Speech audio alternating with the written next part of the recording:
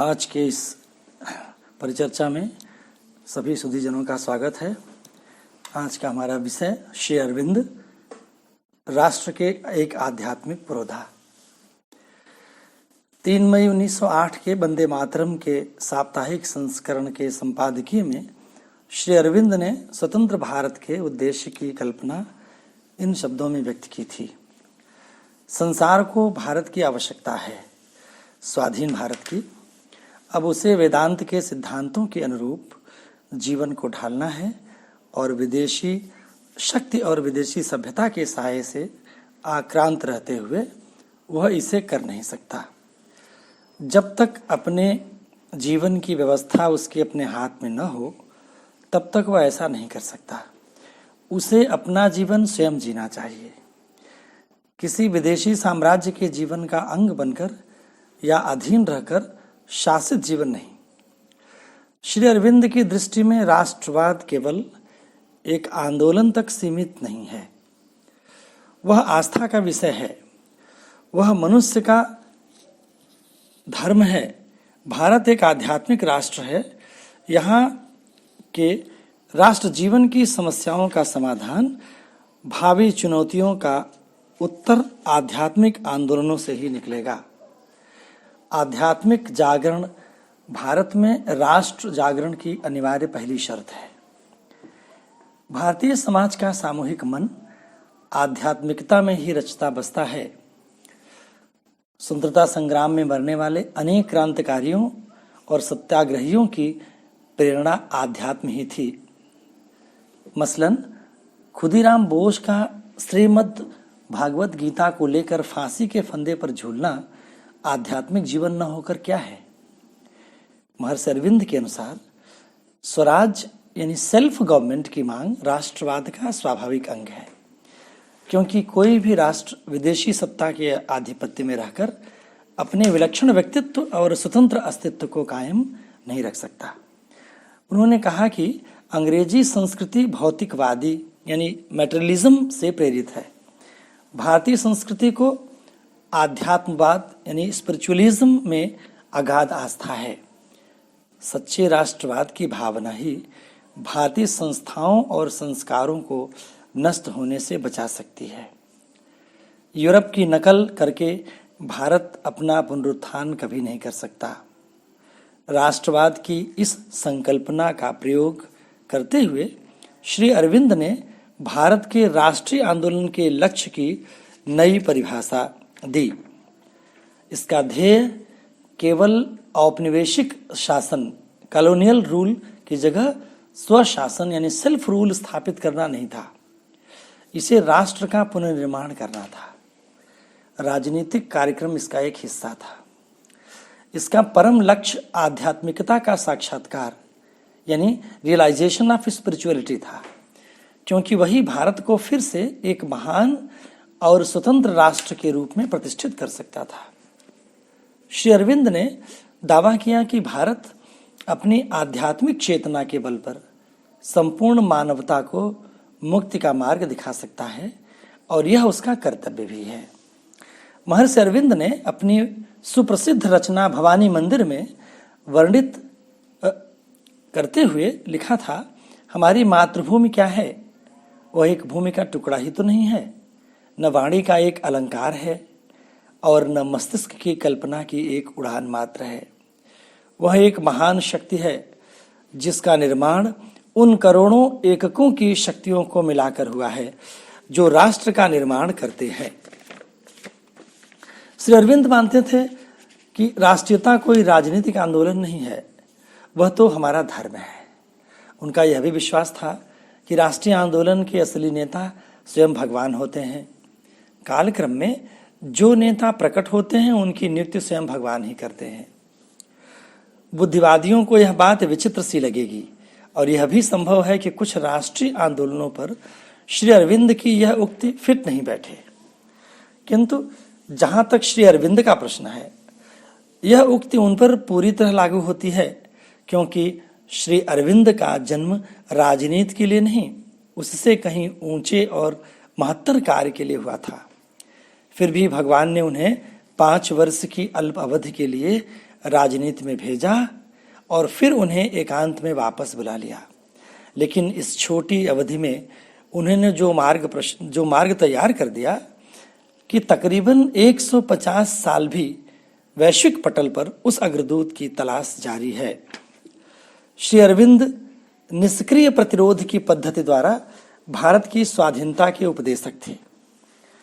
निष्क्रिय प्रतिरोध से उनका तात्पर्य किसी अहिंसक आंदोलन से नहीं था। उनका मानना था कि निष्क्रिय प्रतिरोध का सीधा सा अर्थ है किसी भी अमानवीय कार्य में व्यक्ति की भागीदारी निष्क्रिय होनी चाहिए। श्री अरविंद का मानना था कि राष्ट्र अपनी स्वतंत्रता प्राप्ति के लिए हिंसा का मार्ग भी अपना सकता है। स्वाधीनता के लक्ष्य तक पहुंचने के लिए उन्होंने संगठित निष्क्रिय प्रतिरोध के साधन को सर्वोत्तम बताया। निष्क्रिय प्रतिरोध के सिद्धांत का विश्लेषण करते हुए महर्षि अरविंद ने इसमें निम्नलिखित बातें सम्मिलित की। पहली प्रतिस्थापना, स्वदेशी का प्रचार और विदेशी माल का बहिष्कार। दूसरी बात, राष्ट्रीय शिक्षा का प्रसार, राष्ट्रीय शिक्षण संस्थाओं की स्थापना। तीसरी बात, सरकारी अदालतों तथा न्यायालयों का बहिष्कार। चौथी बात, जनता द्वारा सरकार से कोई सहयोग न करना। एवं पांचवी बात, सामाजिक बहिष्कार, जिसका कि उन लोगों के प्रति दंड के रूप में प्रयोग किया जाए जो निष्क्रिय प्रतिरोध के विपरीत आचरण करते हुए सरकार को सहयोग दें। श्री अरविंद निष्क्रिय प्रतिरोध आंदोलन को भी प्रत्येक दशा में अहिंसावादी बनाने का प्रयास नहीं किया। उन्होंने कहा कि यदि सरकार बहिष्कार आंदोलन को कुचलने के लिए हिंसा दमन के स्तर पर उतरती है तो निष्क्रिय प्रतिरोध का कर्तव्य है कि वह शासन का सक्रिय रूप में विरोध करे और यहाँ तक कि हिंसा का उत्तर हिंसा से दे। स्वतंत्रता के पश्चात यह देश कैसा होगा, श्री अरविंद ने इसकी जो कल्पना की थी उसमें एक अलौकिक संस्पर्श था।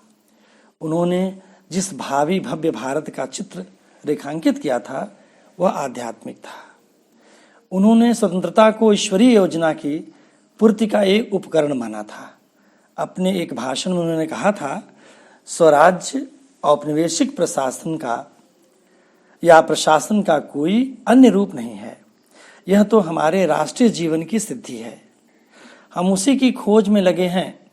ईश्वर ने हमें संसार में भेजा है कि हम अपने व्यक्तिगत जीवन में, परिवार में, समाज में, राष्ट्र में और मानव जाति में अपने निर्धारित काम करके ईश्वर के प्रति खरे उतर सके। बेंथम के उपयोगितावाद के विरुद्ध प्रतिक्रिया आधुनिक भारतीय राजनीतिक दर्शन की एक बड़ी विशेषता है। अधिकतम संख्या का अधिकतम कल्याण के स्थान पर स्वामी विवेकानंद जी, श्री तिलक जी, श्री अरविंद जी और गांधी जी ने सबके कल्याण अर्थात गीता के सर्वभूत हित के आदर्श का प्रतिपादन किया है। भारतीय विचारकों के दृष्टि में बेंथम की नैतिक गणित कृत्रिम तथा स्वार्थमूलक है। उससे अल्पसंख्यकों के हितों की अवहेलना होती है।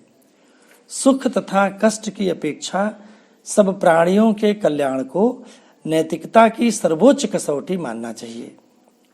उदारवादी होने के कारण श्री अरविंद ने व्यक्तिगत स्वतंत्रता को राष्ट्रीय विकास के लिए अपरिहार्य माना है।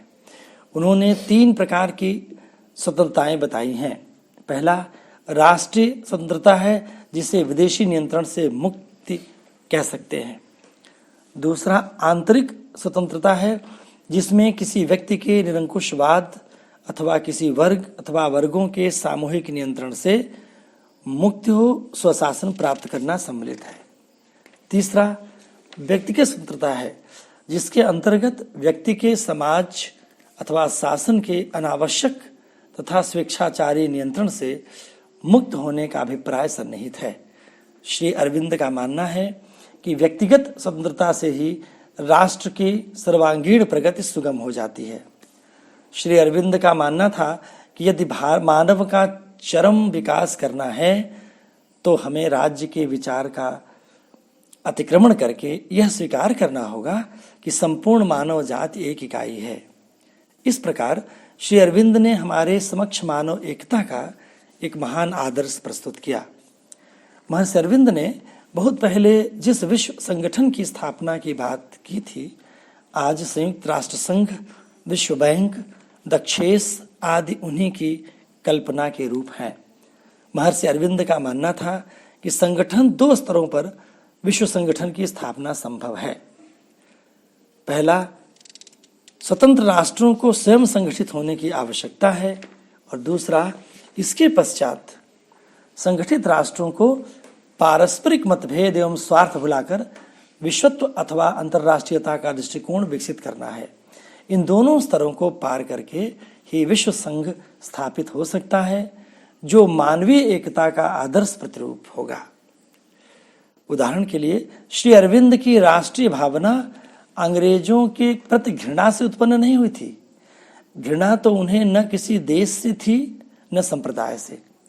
सन 1907 के वंदे मातरम के किसी अंक में उन्होंने लिखा था कि हम स्वराज की लड़ाई का समर्थन इसलिए करते हैं कि स्वतंत्रता राष्ट्रीय जीवन की पहली शर्त है।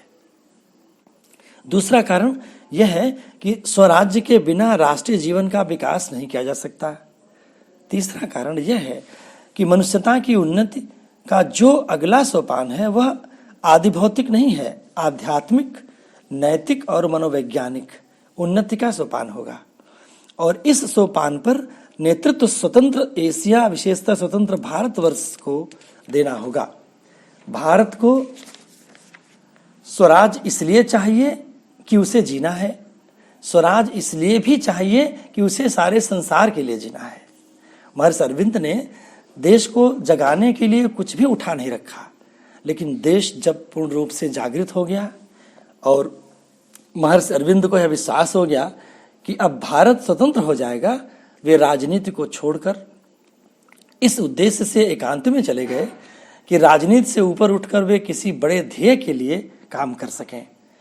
जोसेफ बैप्टिस्टा को उत्तर देते हुए उन्होंने लिखा था कि अब मेरी चिंता का विषय यह है कि भारत अपने आत्मनिर्णय के अधिकार को लेकर क्या करेगा, वह अपनी स्वतंत्रता का कैसा उपयोग करेगा और अपना भविष्य वह किस दिशा में निर्धारित करेगा।